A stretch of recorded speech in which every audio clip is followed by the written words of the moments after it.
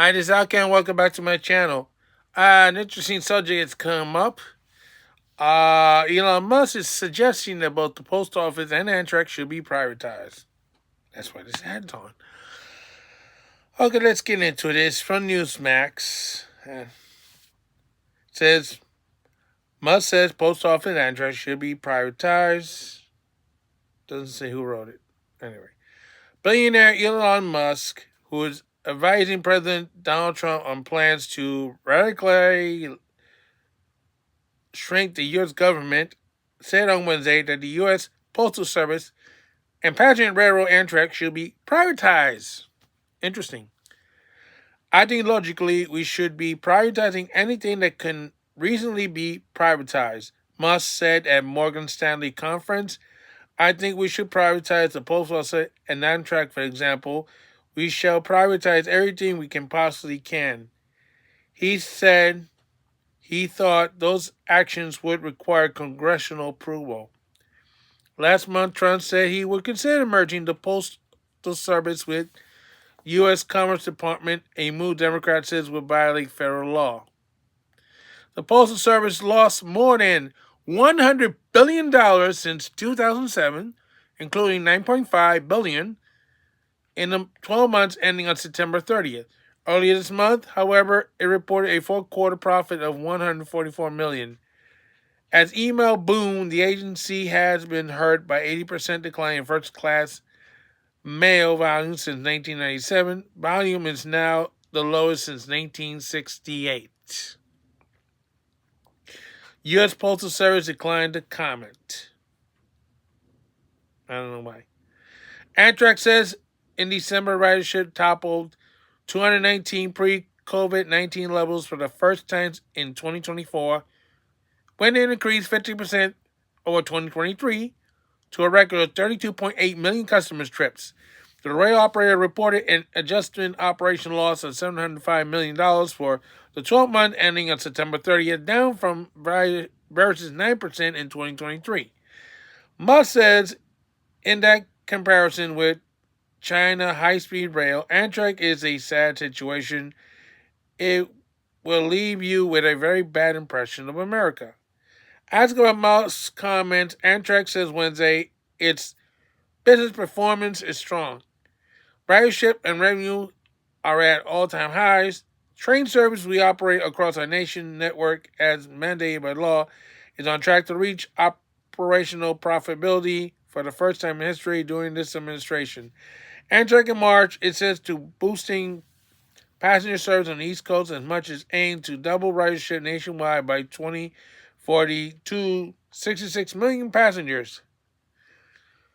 Congress approved $66 billion for rail projects as part of the massive infrastructure bill in 2021, with $22 billion dedicated to Amtrak over 5 years on top of regular funding.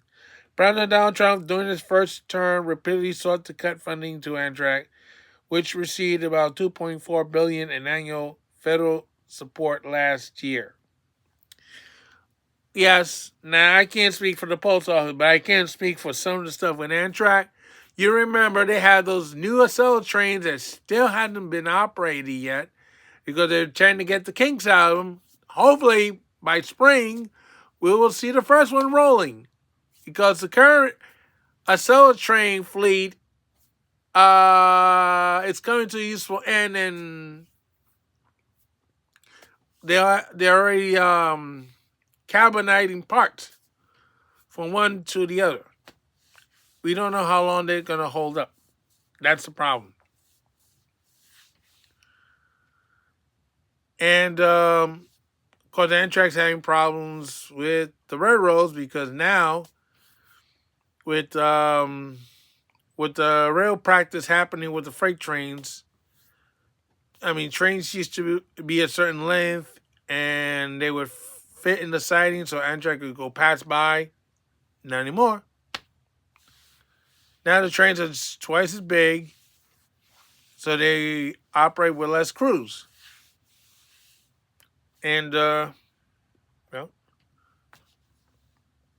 now Amtrak had to be in the siding and the left freight train passed by. Of course, they also have other projects. They're trying to restore service to Scranton, PA. They're trying to do improvements on Northeast Corridor. They're trying to fix other infrastructure and some extensions and like sending the train to Ronkonkoma. And also there's a project that Metro North's trying to do um, with service on the Hellgate Bridge and four stations in the Bronx on Amtrak territory. So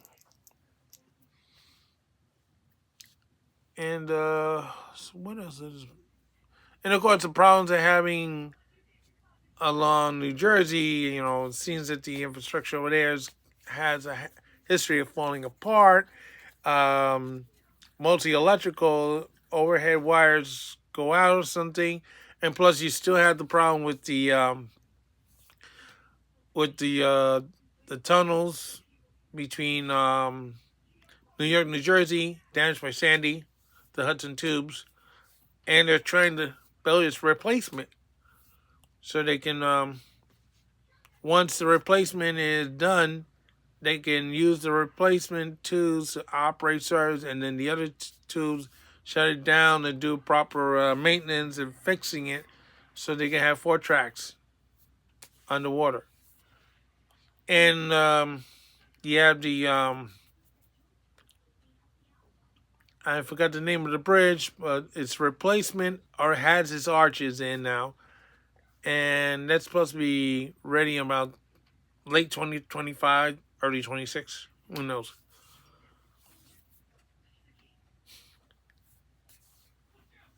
And some other improvements like the tunnel around Baltimore. I don't know if they're fixing that tunnel or putting a new tunnel in. I'm not sure what's happening there. But Amtrak got a long way to go, and it's hadn't been profitable. I mean, the only profitable railroad in the United States passenger service right now is Brightline. Go figure. Anyways, I can't say so long for now. Don't forget to stop.